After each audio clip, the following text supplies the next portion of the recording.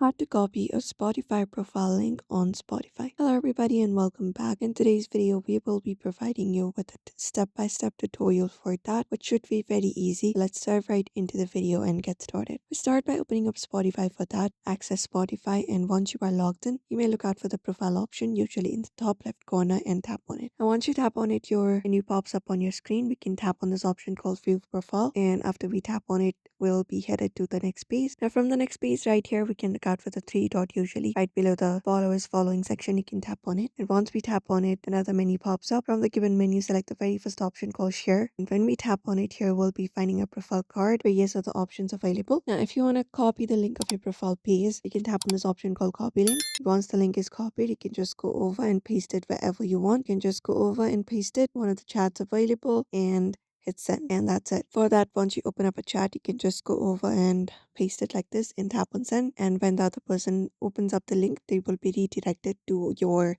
Spotify profile direct, and that's it. So that's it everybody. Now you know how to basically go ahead and share your Instagram profile link. So we hope this video was helpful. Give this video a like and subscribe for more tips and tutorials.